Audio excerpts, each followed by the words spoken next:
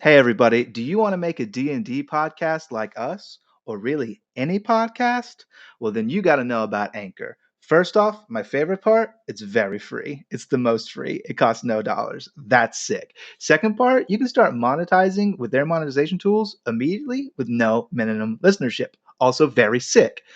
You can now, this is new. You can take any song from Spotify and add it directly into your episodes, and let me tell you, that's freaking sick nasty. So download the Anchor app or go to anchor.fm to get started today. Last time on Lawful Stupid. I turn and attack the director. Breeze stands up and he says, "What are you doing? This isn't part of the plan. He's not the bad guy." So what Breeze is going to do, he's going to pass his zone of truth. And he says, "Ask him anything you want." You're a really bad director if you don't understand that something is amiss here. So you're either incompetent or corrupt. You're claiming to have been alive during the blossoming. I'm under the zone of truth. What about it? Partner, I've known Director Housen for a long time. He's not our guy. I get that. Your zone of truth told me he's not as fucked up as I thought he was going to. But I don't need him talking. Breeze chops him in the neck. All right, so he goes night-night. Yeah. Perfect. Wonderful. William pops on the collar. I'm now Director Housen. And where are you headed? I'm headed to the basement where all the scary things are. You head down into the basement. I'm going to open all the doors and go to the elevator full speed. See you soon. And then presses the floor for the lab. Fume and Breeze and Beatrice are there. What you see in front of you is unlike anything you've ever seen. You're liking this like an area. It's not even a room. It's an area. There's this gigantic tree. On this tree, it's gargantuan size. Seem to be several things that are growing on it that look very strange for a tree. In like these egg sacs, there are people that are growing on it. There are creatures, items, baseball bats, wands, scrolls, buildings hanging from some of these sacks. You hear someone say, "It's time, I suppose, that we meet for realsies." And out from behind the tree steps Dr. Ryan. How many times do I have to put you in the ground, motherfucker? And I'm going to produce my blade. And so he kind of jumps back from that and outsteps from in front of him, even larger than Jeremiah, this Goliath character, standing like 8 feet tall. And Ryan says, "Go on, plaything."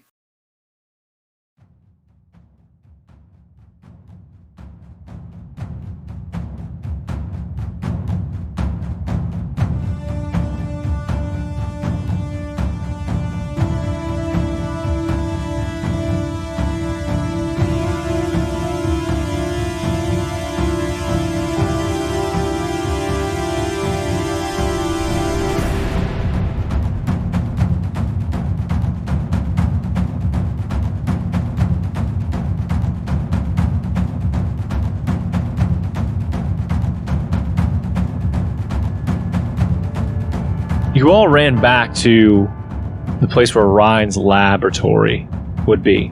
But inside you found a place that's been shambled. Broken equipment scatters the floor, layer of dust covering everything. William had set off, or opened all of the doors downstairs where all of the K&G assets are being held, whether it's people or items that are considered to be greatly dangerous.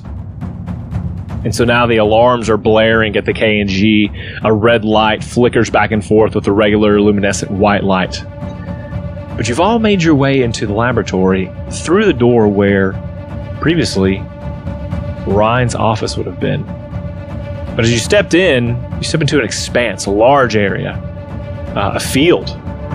There's a large amount of tables that are shaped in a square, and in the middle is this gargantuan, larger-than-life tree. And every few moments, this light kind of goes up through the trunk, up through the tree, out to the branches. A red light. And it looks similar to the tree that you saw at the Sun Elf Kingdom. And Ryan had stepped out from behind the tree, and just as you were about to attack, a creature, or someone you know to be fabled, the K&G, steps out. It is the brother of Jeremiah, the Goliath, Cain. And this large creature, a Goliath holding two great axes, has white eyes. As I mentioned, he is not like sleep arrest, not glowing, but he has his mouth sewn shut and seems to have several scars and scarring all over his body. You see his body is a bluish color. He has a lot of tattoos all over them, and has metal armor on him, but not on his arms. But everywhere else is armored, no helmet. What do you do? We just get a free... Well, he hasn't initiated yet, so we haven't... He kind of just is standing there. I think you've made motion to attack, so you can follow through or kind of halt for a moment. Yeah, I'm going to follow through. What I'm going to do is I'm just going to dash right up to this fool, jump up in the air, do a little spin, and flick my blade. I'm aiming just to cut the threads that are sewing his lips shut. So you don't want to actually cause any physical damage to him as it is now? No, I do not want to harm him at all. I do want to cut his mouth free. I will, if you want to do a call shot, I'll give you advantage on it. Okay. Yeah. What's my target? You've got to beat a 15. Pretty precise movement. Yeah. Okay. And we'll give it 2 shots. We got there in 1, 22. Okay, you do that. You run up, and he almost like goes to have a defensive stance, and you slice just perfectly the stitches that are covering his mouth. They're pretty big. They're Goliath. Yes, I mean, easy shot, really. And he, you would think he would scream, but he just kind of inhales, and almost like kind of arches his back and lets his hands drop as the axes like touch the ground for just a moment. I think Fume's kind of like backed off a little bit. He's in a defensive stance himself, and he's just like, "Are you like a man, or are you a plaything like that dude said you are?" And Ryan, before that thing has a chance to answer, and he says, "Plaything, attack!" And that's going to be his action.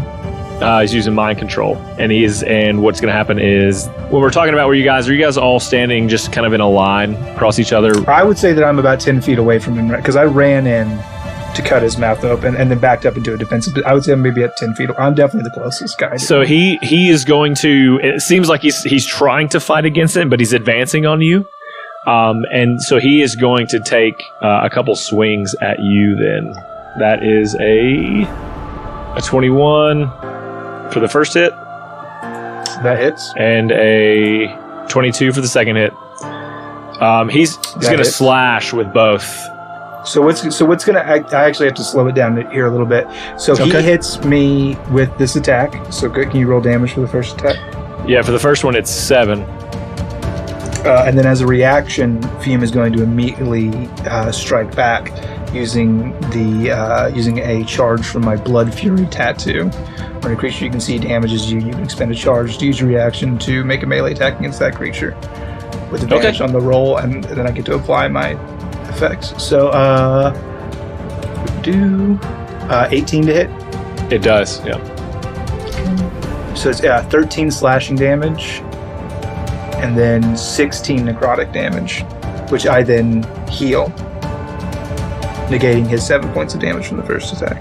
He lets out a grunt on that from that first attack. And I think what happens is this dude just like comes in. He's got axes, right?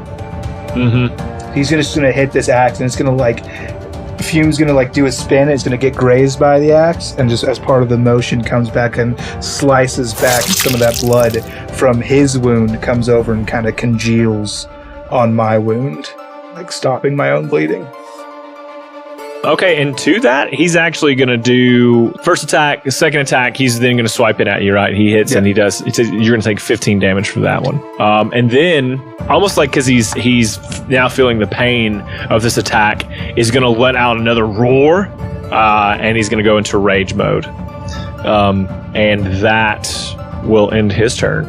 And so we'll call it initiative. Well, I'm not going to go right into initiative. I'm just going to go down the row. I think next up, Beatrice, you're maybe there because you got in the room first. So we'll go Beatrice, then Breeze, then William.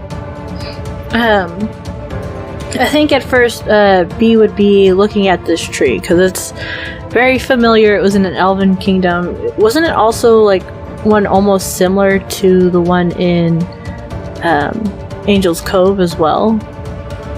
Yeah, what you know is kind of the plants that you guys grow have more life to them, right? It's almost like the souls of those who have passed on are kind of dwelling within these things. And so in a very similar fashion, that light that carries up is almost exactly that of like the Sun Elf Kingdom and the Moon Elf Kingdom. Spooky's tree, I don't like it. Is there anything I can roll to learn a little more, Kevin? Or like... Let's roll a history check. I think that number will help me give you the deeds you may be looking for. Nah, dude. That's a 2. Nah, dude. What is it? That's a 2. You think the light is pretty. Actually, definitely. you know it's pretty. I know it's pretty. Whoa. I've seen plenty of lights in this world. It's great. This is by far the best one. Very complex tree. Okay, well then next up, what else would you like to do? Because I will say that was your action to kind of looking over this tree to see if you can scope out and see if there's anything else going on here. Otherwise, it would just be like, see the commotion going ahead, like understand that, what was it, Dr. Ryan? Brightside-ish? Whatever. Ryan. That, all this is going on, so it's more like just getting prepared to the next move. Okay, excellent. Breeze will just pull out his rifle, back up 30 feet, and he's going to pop a shot at Kane. It will hit. He's going to take a hit to the shoulder for 12 damage. He takes notice of that, like his attention is now kind of returned to Breeze in the distance. And then we'll go to Will. So I'm just going to run up to about 10 feet away from this big Frankenstein-esque monster. That will put me near Fume, correct? Yes, yeah. Okay. And with my call and response, I'm going to say, we're on a bit of a timetable, and I'm going to attack this fucker with my attack, and then I'm going to use Blazing and Snare on him. So let's start with the attack. Okay. My attack is for 19. It hits. I'm going to deal 13 bludgeoning damage, magical, for overcoming resistances. And then Blazing and Snare is a strength saving throw on his part. Oof, it was almost really good. It's a 14. That's going to fail. So he's going to take 1d4 fire damage, and he's grappled by me. I'm going to take 4 fire damage. And then for my third and last thing, I'm just going to hit him with Fire Bloom. So, see if that hits. 23. Yep. Assume that hits. He's going to take 4 fire damage. So run up, hit him with a chain, grapple him, and then blast off like it's almost like a flower of fire. Yeah, he can't do much, but he tried to pull away from that as he can. And now we're back up to Fume. How far away is Dr. Ryan from me? He's about 40 feet behind. Yeah, I'm going to run over to him. My moon's speed is 50 feet. I'm going to run over to him, and I'm going to take the Light Eater blade, and I'm going to point it to his fucking throat and be like, I think we know pretty damn well that I'll do this. Call off your mind control. Ryan is a coward, by all means. Right? He uses other people to do what needs to be done, and that is the same in this scenario. I think, William, you feel the chains, like where he was fighting maybe against them and has been struggling. You feel that release. As Ryan says, fine. Right now, you're kind of out of combat, I would say. Like, he's not in a place to do anything, and the Goliath has turned and now is facing this Ryan. Hey, Will, you know this big guy? Can't say we're acquainted, unless this is Kane. You Kane, big fella? Me, Kane. Great. He Me killed here. Jeremiah. No, hey, listen. Say more. You killed Jeremiah. Well, you heard him say more. Me kill. Brother? Yeah, doesn't your brother kill you constantly? Aren't you on the hook for killing him? Me no kill brother. brother dead? Kinda. I mean, he's alive. I think he still leans over 5 feet closer, like he's still able to lean pretty. Okay. And he says, a big He's boy. fucking huge. brother dead? Brother, dead adjacent, really. He was coughing up blood when I found him. He's still down there. He doesn't understand complex terms. Speak simply to him, William. I don't think I know how to do that. Brother dead? No. He will turn, because he can turn, he's not moving, just turn and Wrapping himself back up to tighter. Ryan. I would like to think while they're doing that, B is just going to approach Ryan. But still keep her distance, right? Maybe like stand next to Fume. I would love for him to give me a reason, Miss B. Don't worry. Okay, you do that. And I imagine, because she was getting prepped for a fight, but it's not really, it doesn't look that way, but she's holding one of her daggers in her hand and using it to talk, you know? And she looks at him and then points to the tree. And it's like, so what's up with that? What's all this? Oh, man. What an end. What an end to it all. Again, doesn't matter. You met my clone. A secondary version of myself. I did more than meet him, friend. Oh, I know. I saw. He perished. But man, what a time it was to have him around. 2 geniuses working on things for a period of time. It took off so much of the workload. This tree, it's quite amazing, really. It creates a replica of anything that you touch to the bark. It's quite amazing. And he says, go on, give it a try. I'm okay. Miss B? No, thank you. And he kind of motions back to you. He goes, oh, I didn't mean you, Lucian. We've already made your clone. Joke's on you, motherfucker. That guy died. You got Lucian's clone, you silly bitch. He says, you must be confused.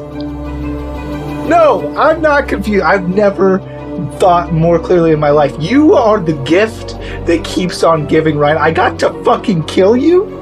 I might get to kill you again, and then every day of my life I get to wonder, did I kill the real Ryan, or is that a clone, and do I get to kill this motherfucker again on my birthday? That is what you have given me, Ryan. That is a precious gift. Do you ever get tired of failure? The 3 of you? You failed once before, 600 years ago, and yet here we stand once more. The same party, with the same results to ensue. I don't know how to tell you this, so I'll tell you again. It's not the same party. Lucian's dead. I'm Fume. Nice to meet you. He says, you transitioned. Your mind is different. Your mindset, your desires are different. Same body, cloned as it is. But you've been dead for 600 years, my friend. And he snaps his fingers, and kind of like this ceiling that was around you, like it splinters and shatters, but like it's not glass that falls. It's kind of just like a dust almost. And the sky that you see above you, it's nighttime, and the sister moons are out. One of them is red. One of them is red. Her name is Uni. I know everything! And it is considerably larger in size than the sister moon. And he says, it getting bigger? Were they twinsies before? They're twinsies before. And he God, says, it's growing. you are all too late. Every time. You're too late. You see that up there? Mm-hmm. What do you notice? The moon is red and big. It's red and big. Mm-hmm. Do you know why it's big? No. Lack of protection, mostly. I'm not sure what that means. Somebody should have protected the moon. That's what you get for being a nerd. True. It's too busy kissing girls.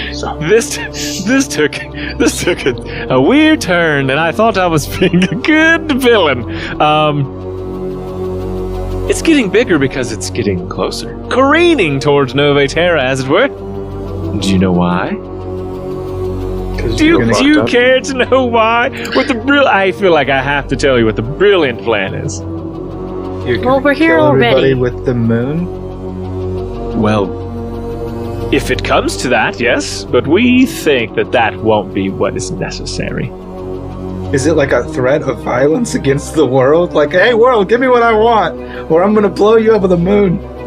Well, yes, and you of all people should know who we're trying. When you threaten the world, who do you think we're calling upon? You got me. Uni to show up so you can get the key to open the door to get to where my ex-stepmother's boyfriend lives. I'm not sure of the familial ties, but I see that you've been talking to my partner, and he kind of says that with almost like a disdain. You think you guys are equals? That's cute, but go on. The fact that she thinks she's smarter than me, be it a god or demigod or whatever she is, that is laughable. You're real smart. Do you know what the definition of the word hubris is? Could you guys stop talking dirty for a moment, all of you? Listen, I don't know what to tell you because you're all too late, just like last time.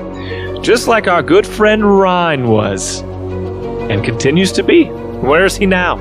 Locked in a tower? He snaps his fingers again, and like these tanks, like suddenly the wall, one of the walls that looked like appeared to be like an outside area, kind of falls away, and there are several of those tanks that William has seen before, with like bodies in them, like people being grown, and Misery is in one of those, and he said, My, what a good spy. Except that when you know they're spies, it doesn't do them any good. Can I see your hand for a second? And he like it's almost like doesn't have a choice, and he kind of just turns a palm up. I'm gonna cut off his index finger. Oh, goodness. He's gonna try to mind meld and command, what's his face again? Like in a frantic move. I won't hurt you anymore, but if you do that, you're gonna die. Let's see. I think you cut finger off. He goes to do that, and he's bleeding. He's like, "Oh, the pain we bear for victory." Now I'm gonna ask you another question. And I want you to be real honest with me. I can only snap with my left hand. Can you snap with both? And then he does it with his middle, like his, you said pointer finger, right? I did, yeah. He's like, no one snaps with their pointer fingers. Of course I can snap with both, and he does. Oh, then I'm dumb. I cut off his middle finger. Yeah, you said you wouldn't do it again. No, I just couldn't have you snap it anymore, my guy. You're too powerful with your snaps. Keep moving the room around and shit. Then he does it with his ring finger. He's like, anyone can do it with all of their fingers. It's based on the fatty part of your thumb. You're about to lose your hands on me. Oh, I mean, I can't do it. Okay. I would have believed you if you told me the first time. And he says, she's got the scales, but she needs more power. She doesn't have all. She doesn't have all of them, champ. Oh, does she? Doesn't she? No, she doesn't. You're misinformed. Still behind, I see. I think one of us is misinformed, and it's the guy who still thinks the black and white scales aren't in play. What do you mean? How does she not have the scales? I saw them. She brought them here before she took them south. When was that? About 2 months ago. A lot can happen in 2 months. That's funny, though. How do you think she built a beam to the moon? Where do you get that kind of power unless you get it from the gods? I'm gonna guess that lots of really stupid people helped her. Like you. But yes, I'm gonna flick him on the nose. And he turns his head. So 3 of them aren't here anymore. They haven't been here for a long time. Probably since last we all sat together and talked about them. Oh, well, what the fuck are we doing here? I release Kane. You can fuck him up at any point. And he looks over to Ryan, who you know to be Brightside, but he looks at you holding the Light Eater gauntlet to his throat, and he just stands there, not sure what to do. So Misery is in one of those tanks. Are there anybody else of note in these tanks? And things we see? I don't think so. I don't think you recognize any of the other people that are in these tanks. So, where do we go from here? A little tea party, or you guys skedaddling down to the south, or what? Guys, How far away is the tank with Misery in it?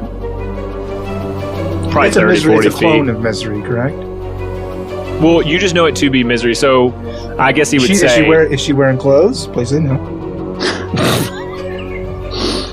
This is the she hottest younger? boss encounter I've ever had. No, she looks the same as you know her to be. But Same age. naked. Butt naked. B-U-T-T. No, however, comma. however, is comma, nude. they said butt naked. Will approaches the tank and says, all right, then answer me this question, or Fume starts taking more pieces off of you. Who's in the tank, the clone or the original? And a smile creeps across his face. And he says, what's the difference? What does it matter? Well, your clone's dead. So there's a pretty big difference between you and your clone. Weird, that wasn't a yes or no answer. That wasn't a direct answer. Fume, you want to take another finger Oh, for should me? I take another piece of it? Please. Yeah, which is it like a preference? Uh, Do you have a preference? He's like, no, I'll she- turn to him. Do you have a preference? That's the original. Great. William breaks the glass. Yeah, I think you, with the chain, you take it around, whip it, and it bursts out of water, and her body slides out onto the ground that is here. William wakes her up. Quick, cover her nude body with your cloak. I think she's got on some standard, in a tank of goo garb. What in a tank clothes are there? You don't wear clothes in a tank because it's full of liquid. They would get wet. This is my world, and they have in a tank goo garb. Oh. Is it like a little body It's suit? called like goo- like an old 1950s swimsuit with the stripes, but it's just like Yeah, black. It's like the outfit from The Fifth Element that she gets taped up with. It's just those. Yeah. Just stickies. Either way, I'm aroused and you can't change it. And actually, No one I wants think it. it might be a younger version, just a little bit younger. She's I woke not her up. as weathered. She's a piping hot 73.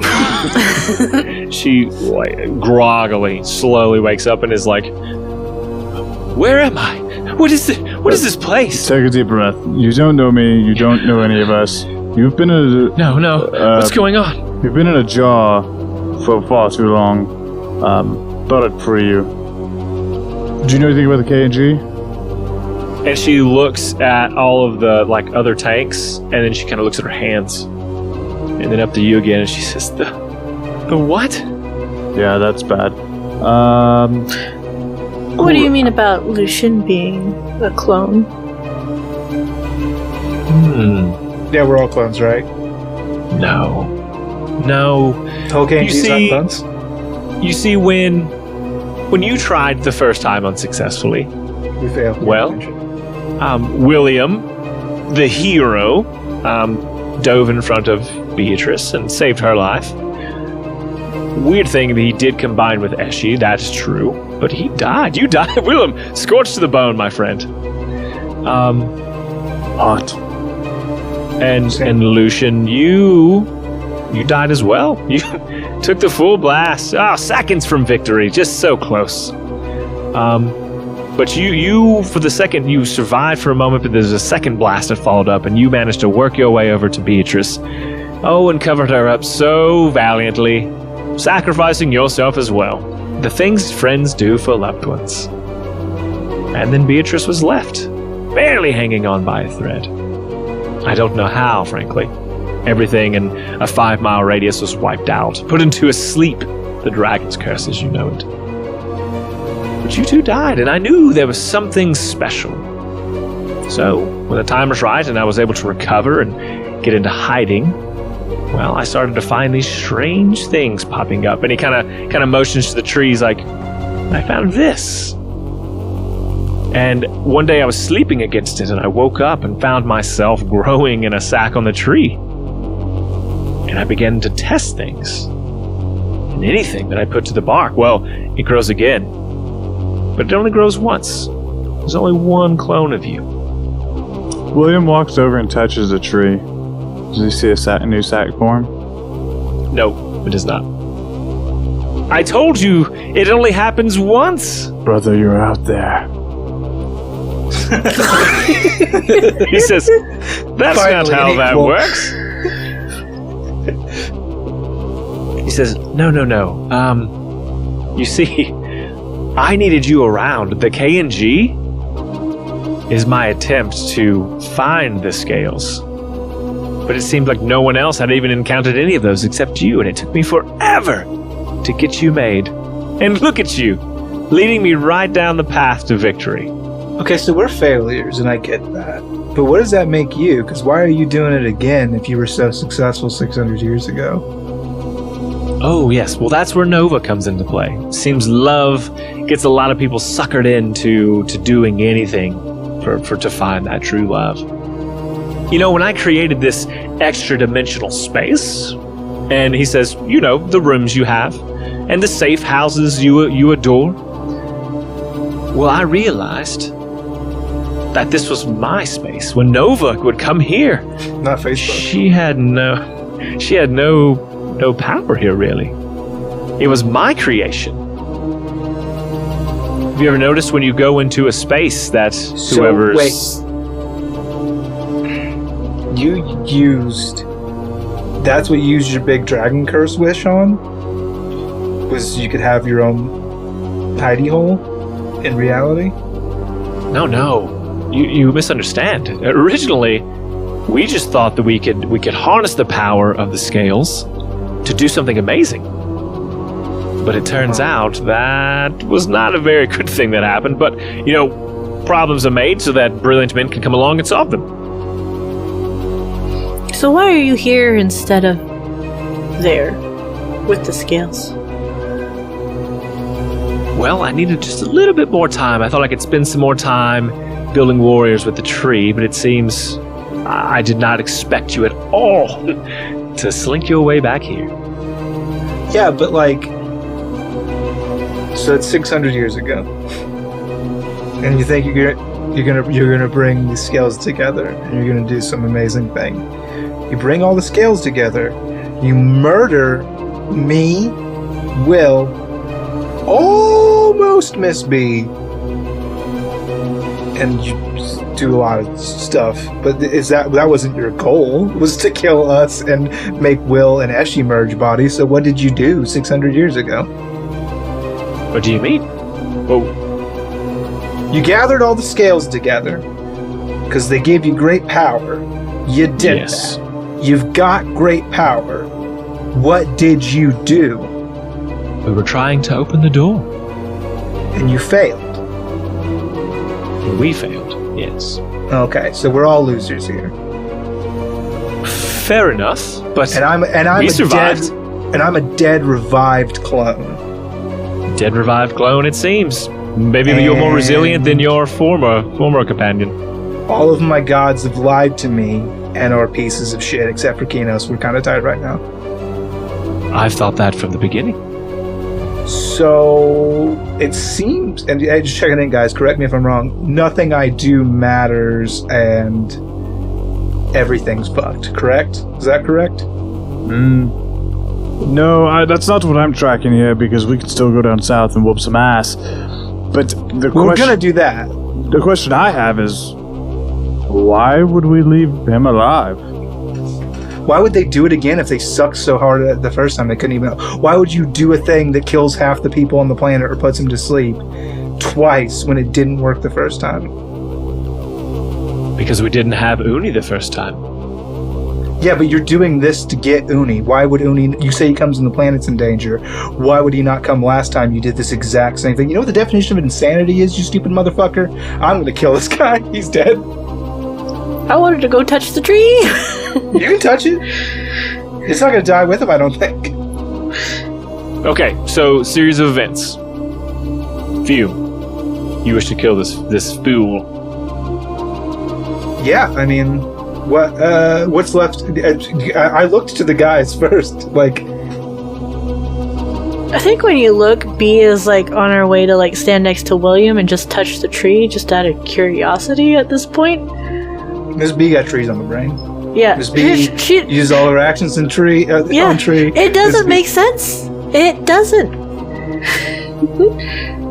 These are elven trees. Magical. This is a weird magic tree that he's found that makes clones.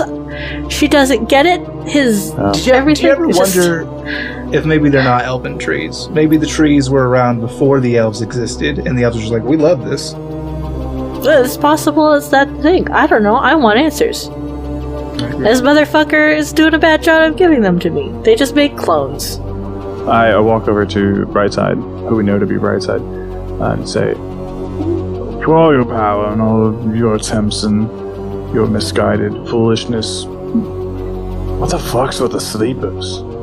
These things creep me the fuck out.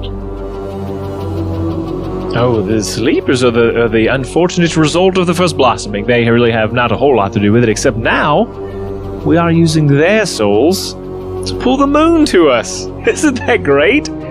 Souls have power. Souls have memories. That's why you clones. And he looks to you and kind of like nods over. Still remember some deep-seated things from your previous life. You can't remove those things that formed and shaped you to be who you are. But they're also a great source of energy and power. Kind of bummed out now. So the boys still have their souls. Well, is it my soul? Is it my soul or is it Lucian's soul? Oh, you talking to Ryan? I'm saying a lot. I don't know. It's generally out there. It's a little bit of that Greek ship, you know. Like, So- if you replace all the parts of something, is it still the same something, or is it a different thing? Or perhaps it was Lucian's and you've molded into your own now, Fuel. Yeah. So here's what I think. I think Lucian was a man who lived and died, and then he was cloned at some point after he died, I guess. Why would I have touched this tree before I got incinerated? Did you drop my ashes on the tree? I don't get how that works anyway. So then a new man is born with a new soul, and his name was Fume, but he thought his name was Lucian, and then he learned later that his name was Fume. That's got to be how that works, right? You're missing a key ingredient. Because otherwise, how could two people exist at the same time if it's one soul? Oh, you can split souls. That's been done too. It's tricky. Here's the thing. The KNG, you're probably wondering, I get how clones exist, and I get how this or that, but your memories had to be fashioned so that you thought exactly what I intended you to think. And I couldn't, again, change all of your memories. But everyone just about in the KNG is a clone with a new memory. Is my original body somewhere? Presumably buried and eaten by the earth. Hey, if we can find some of your bones, we can cast True Resurrection on them suckers, get you a friend. Yeah, I'm just thinking I'll two of never these things. tell. Great.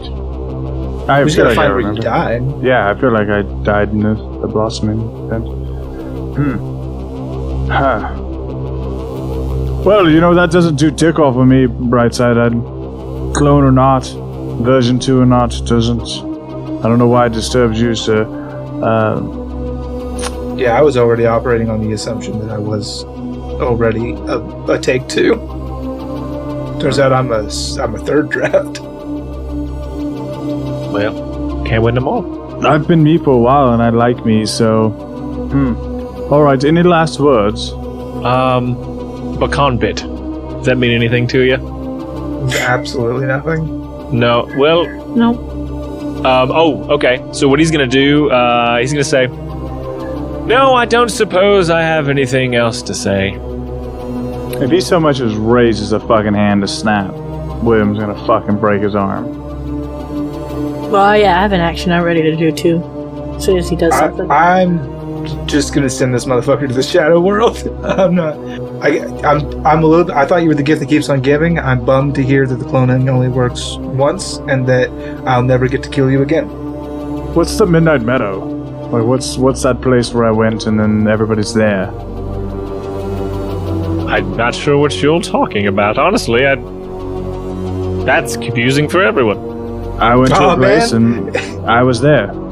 Don't you hate it when you like watch a play and you find out there's a sequel to that play, but they stopped running? That's weird. I'm trying to do a thing with archaic technology. You know when you're watching a show and you find out they don't make the show anymore, so you never get to know how it ends? Mm-hmm. Now you'll never get to know what the Midnight Meadow is. I'm going to stab him in the chest.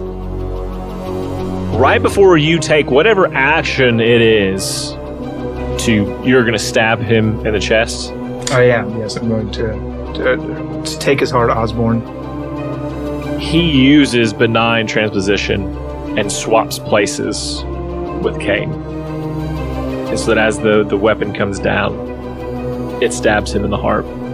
Well, it actually doesn't. Because the place that I was stabbing was Ryan's heart, so it would be this Goliath's... like hip.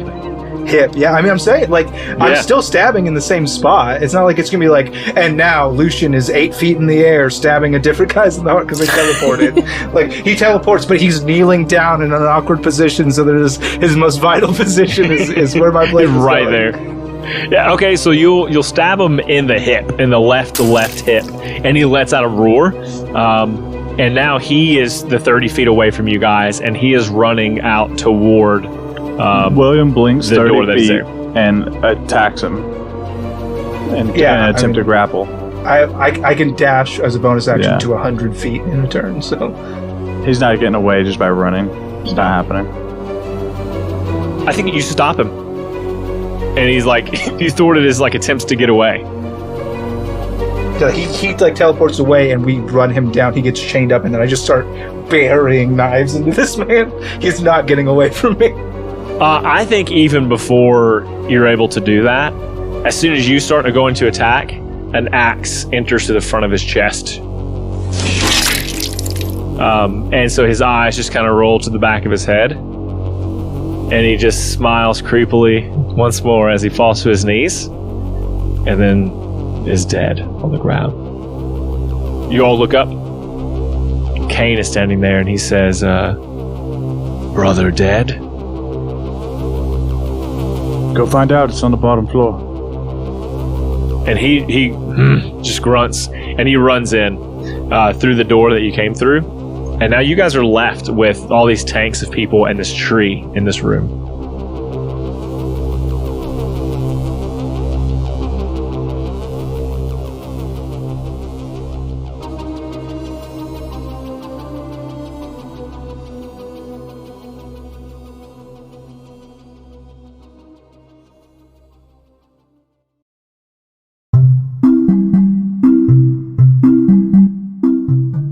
One thing we love at Lawful Stupid, among the other things we love at Lawful Stupid, is spreading the word about your business. Or maybe you want to tell your sweet, sweet grandma that you love her for the world to hear. We want to give you that chance. If you're a business and want to get your services on the air, or just want to tell a loved one a personal message, head on over to lawfulstupid.org/message in a bottle. There you can take around 250 words to say what you want. Business ads are $20, personal ads are $10. Tell the world what you have to hear with Lawful Stupid's Message in a Bottle.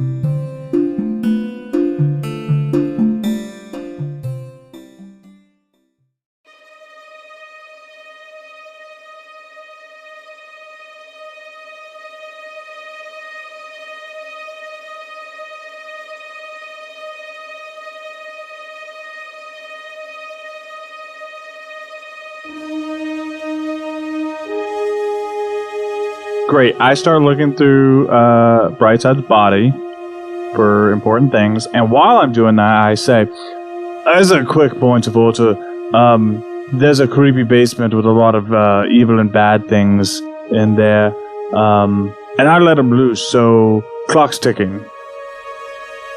Okay, yeah, we should get out of here immediately.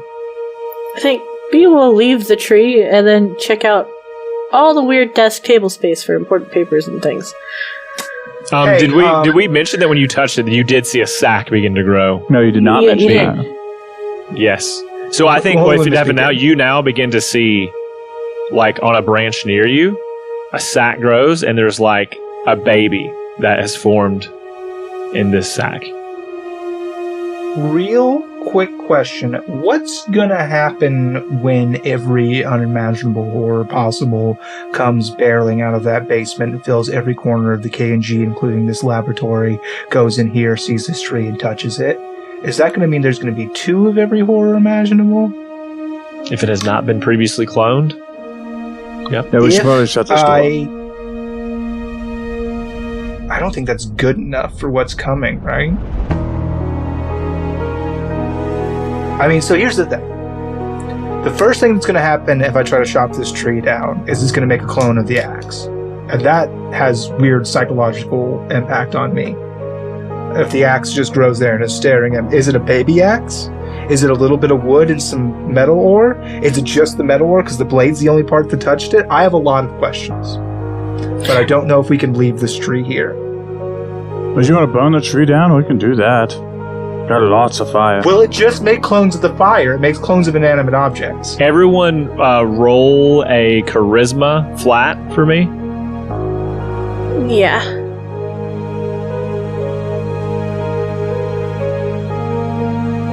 I'm sorry, 19. Lower than that. Oh, I'm sorry, 19 plus 1. It doesn't have 19. That's going to be an 8. Okay. The room begins to fade out from the things that were here as the life leaves Ryan. Oh, I shoot fire What, at the you?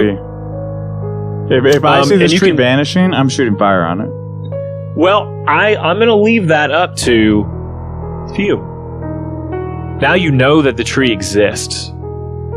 You're kind of the owner of it, and anyone who knows about it can have that come back into their room. Okay, so the tree only exists within the multidimensional space.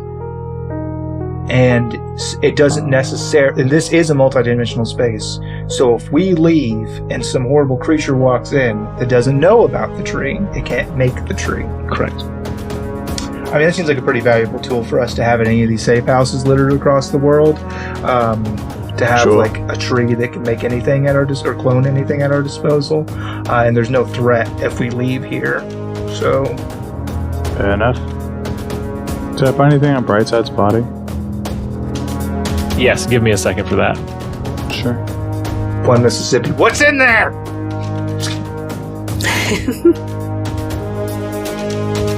You find sticking out of the breast pocket of his lab coat is an old picture.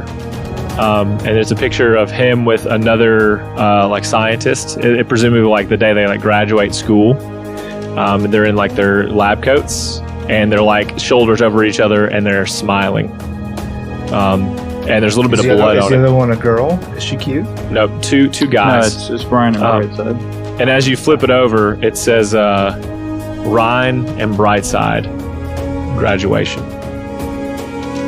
What's Ryan look like? I only know what Brightside looks like.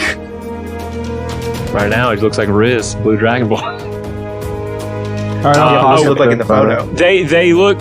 He has a. So Ryan has like this. And actually, you realize that Brightside has extremely short hair, no glasses, very like rigid jaw, attractive, a little taller, no slouch. The guy you've been interacting with is pretty much an exact replica. He's changed himself to look like what Ryan looked like in the picture. So you never did see Brightside. You've always seen Ryan. He's posing as Ryan, but he's actually Brightside. Got it. So this is a Xehanort situation. Gotcha. Yes, very much. Understood. All right, I'll pocket that. Was I able to collect any papers from the weird tables and desks and things he's had there? Yeah, I think maybe you should just grab up a handful. We won't know what they are just yet because you're trying to just grab whatever it is as it goes away. Mm-hmm. Yeah, we need to put a lot of distance between us and this continent. Run, I have a question. Real quick, Zebra says, "Don't let B take papers. They're just going to disappear." As soon as she touches them, they vanish. What is this sorcery? Beatrice. Go. No, only if they're aligned into a packet. Only if you stack a bunch of pieces of paper together and then put them in an envelope of some kind, and then Miss B touches them, they vanish. She only loses packets, not individual pieces of paper. I wanted to know some world stuff. So the little tower with Riz, it's what's the word? Is it closer to where the weird moonbeam is, or is that where we are from the KNG closer? To where the moonbeam originated from? Mm-hmm. You are closer now. Okay. At the KNG. We should probably help Misery and skedaddle then. Yeah, We sure. should leave the continent. Will picks up Misery. I don't know if anything in there can swim, but we might need to wait for the moon to get closer and then hop on before we turn the beam off. Yeah, it'll be fine. I'm not scared of what's down there. I'm not going to be here to see it. Just saying it's going to leave eventually. Yeah. It's not going to be like, That's now new I'm finally KNG's free. problem. Who's going to lead it? I think you gather some things. Oh, so you guys are leaving, presumably? Yeah. Yeah. Spooky things are there. You leave the room, and it is madness and chaos down at the KNG. There are monstrosities you've never seen that are just kind of like half slug, and then they're like growing and shrinking, and that ball that hit William before is bouncing around and disappearing into the halls and coming back around. There are things climbing on the ceilings. There are like vines now throughout the hallways. People running around screaming. There are KNG agents on the floor. Some of them are in pieces. Hey, So I have just a real quick request. We've got 2 different KNG logos, and I love them both dearly. Can we get a special reprint when this episode airs of like a rusted, faded, vine-covered, broken and scarred and flamed version of the KNG logo to represent its new state, like the new edition? I would love it. I can't Shaking do it. your head, no, So- but making sounds like you just ate a tasty biscuit. Somebody's got to do it because I'm no artist. No, you're a cartoon. Somebody- I know who made those 2 I know logos. the 2, and they're in this room right now. Where do you want to go? A run. Just- You want to let's bolt? Elevator out. What's up? Let's go. Can't you make a sneak? Oh yeah, Let's- I'm in this room of requirement, and it's attuned to me, right? So I'm just gonna be like, a door that leads to a different room of requirement elsewhere. Well, hold on. If you guys remember, the briefing rooms have doors that let you go to safe houses. Or do you want to go upstairs? Out through an elevator? Briefing room lets us go to any safe house. I feel like that's OP. Let's go there. Yeah, because we can pick one close to where we need to go. To the south. Yeah, because we're just trying to get south now, right? Yeah. Come Yeah. down. Mm-hmm. We need to call on our allies. I've got a coin. I can summon the orcs. Do we have any other allies? Riz. None that we Can't can. leave his tower. Yeah, but he could contact people for us.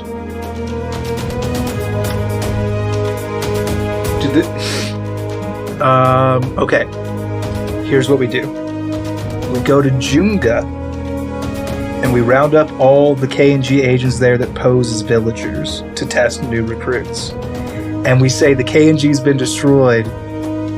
These people are behind it. They're in a cave to the south. Come with us. We're going to go take revenge on our own life. I mean, no? Okay, fine. We just go south then. I don't care. We'll go south with the orcs and hope it works out. Yeah. Briefing room first, for sure. Dwayne, roll a dexterity saving roll for me. What did you do, everybody? Sorry, I got a 19. 16. 12. Willem, you're hitting the forehead again by that ball and take 12 points of damage. bludgeoning. Great. I fucking hate that thing. And I think you make your way to a briefing room very close by. And there are several, like, first rank 1 K&G agents, like, squatting down in here. They couldn't go through the door because they don't have access to, like, get out to these give one of your many points. badges. Yeah, she'll give him one of them. Remember, you stole, like, 4 of them. She'll give one. And so someone up front grabs one, and they're like, what do we do with this? William, as the director, pushes by them and opens the door with his key. Face shaped to look like it didn't come up during that whole conversation. Follow me. Where are you sending them? Because I mean, there are several. I mean, there are places all over the world where these With doors. us. But where are we going? With the safe. Okay, so you guys, and I'm imagining you would like to go. Where is the closest one to the tower? I think it's a cave that we're getting to in the south. Is it a tower or a cave? No, I want to go to Riz's tower. I've decided. There's one that takes you north, and it will take you out, and you'll be a day from the tower. Okay, and how many K&G agents are here? Let's say 25. I have a magic button that can take us to the tower. We can go straight to where we need to go with this. Yeah, this is our only chance to use this to teleport, because normally we have to take the trains. We can get to the tower anytime by pressing the easy button. Right, but how do we get back down south once we go to the tower? I think that we do we do that? Do we go back? Why are we going to I got 25 people I want to load up with Riz magic doesn't items have before we that go down many. south. He gave us like the last of his little experiments. He's like, this is all I got, and it's a nickel. Like, Okay. Fuck that guy then. Alright, wherever you want to go. I say down south. Let's take the war to them. yeah. Got 25 Oh my agents. god, I'm just gonna start saving agents at this point while we're in the hallway. Which one of you is the bravest little soldier? I am. Says the dwarf with the longest beard you've ever seen. Here, you're gonna hold on to this key card. With my life. You're gonna be the last man out. You're gonna make sure everybody gets through. I'll go down with the ship. You know? don't have to do that. Last one out. one out, yeah. I'll die for this organization. We have as much time as you have arrows. Okay, let's go, guys. I don't have any arrows. Then we better So we go to hurry. the southernmost safe house. The one nearest to our objective, which is a cave, correct? Because if I could send a message to everybody on Earth, it would just be this episode of Lawful Stupid Good Podcast. point. That's a lot of downloads. It's 7 billion. But I wish we could get a message to all these people and be like, hey, an imminent crisis to the world exists now. It's the moon. It's crashing into the Earth. You can see it with your eyes if you look. This place is where the people doing it are. Let's go get them. But we don't have that. Here's what I'll tell you. The door that you come out of it's freezing here. There's snow covering everything. You're kind of in the valley portion of the mountains. It's like a bowl, and you're in the bottom of it. I think you kind of step up a peak, climb up to the top so you can kind of survey what's going on down beneath you. And when you get to the top, Is that... I was just wondering, is that too far south to the... What is it? The Catacomb Isles is what we call it? Yeah, I was yes. like, is there anywhere closer? Is it too far south? You still need to try. No, you still have to travel a little bit. Yeah. As you step out and kind of view down from this higher level you're on, you recognize none other than the uniform of Togershan soldiers in all black. Some are in their heavy armored suits. Some are in like simple leather suits. You see some riding like metal stallions, more machine than they are creature. And you see other like gigantic monstrosities, 20, 30 foot tall, mixtures of flesh and machine that are walking intermittently with this army as they continue to march further south, presumably toward the Catacomb Isles. And you can see in the distance is the dome that covers the catacombs themselves. and like a light that is coming from the top of that. It's a red light that is shooting up into the sky. It kind of disappears a little bit and reappears back. Obviously, that's what is pulling the moon, and that's where it's pulling it to. After we go into the hole in the earth to fight Genova and later Sephiroth to stop the big Brock from hitting the earth. Yeah. You like Final Fantasy VII? Actually, more, I guess, as a combination, because you go to the moon to You go fight to the them moon in to fight A2. them, but in 7 they bring a big rock down to the earth. This is a moon, you're right. This is a bigger rock. You're right. That So means they copied you. me. You're right. Yours is bigger. No, that's right. Quit laughing. It's correct. He did it 20 plus odd years later, but he did it bigger, so they But copied bigger, him. I'm just saying. Yeah, that's the American I path. thought Think about about it. it. I agree with you. As to science. Anyway, sorry. William puts on his cloak. And it billows. And it bellows. And that's what you see is this giant army marching south. And that's where we're in the episode. Hey, everybody. Thanks for listening to Final Fantasy 7.5, It's the remake. I hope you enjoyed the episode today. I will turn it over to my friends to talk about all the things we have going on. Wouldn't it be funny if in the next part of the Final Fantasy VII remake, there's like a dome and a light shooting up and like a large army of black armored soldiers? That'd be pretty crazy. Prove Devin right. Hey, if you want to support the show, you can go to store.lawfulstupid.org. You can get presumably Min-Max Mankind shirts soon-ish, and t-shirts, and mostly t-shirts. We like t-shirts. They're comfy. And a sweatshirt. Yeah, I I wear suggest one every to day. go support the shirts, but also if you want to support us, you could also go to our Patreon at patreon.lawfulstupid.org and support us for $1 a month, and you get to see all the extra weird side content we make. I feel like there's a new one going up soon. Or it's old. It's old now. Oh, it's there now. Oh, it's there. now it's old. Now it's old news. But if you're hearing it now, you get to hear the weird things if you join for $1. That's funny. So I'm researching charities. Give me just one moment.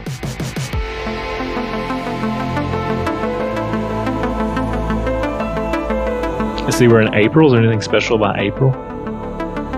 Earth Day and my birthday. Oh, I said anything special. I have been looking forward to the Chainsaw charity, the one where we give to aid wounded veterans. A worthy cause. One specifically wounded. Birthday, yeah. One wounded veteran specifically. No, we did one that was about planting a bunch of fucking trees. What was it? Hey, is there a Reading Rainbow charity? Because that seems like a good one. We did first, Yeah, but we should that probably actually cuts have- down trees. Well, we're paying to build them back up. We have to do to support both. We do both. Find it. Then I was like looking at vet charities because I feel like we got fucking slammed recently. I'm like, I fucking. Don't you Where's tell that me what I charity can where do? when people die, you can become a tree? That's what we need to find. What's the charity where there's a big tree that clones everybody and everything? That doesn't exist. That's done. Well, based on the Avatar mission that we were on Yeah. and the Final Fantasy VII mission, there might be a charity that loans people. He's like, wait a second. You're telling me Devin Where took a have you year seen to this? copy all of his favorite things and put them into D&D? That's not hard to be a DM. Don't listen to Devin. Okay, I got it. What is it? Of course, you guys know it is our first episode of April. April being the home of two things very important. The first one is my birthday. The second one rhymes, but isn't quite as important as Earth Day. So we're going to be giving back to the environment by donating to the Environmental Defense Fund.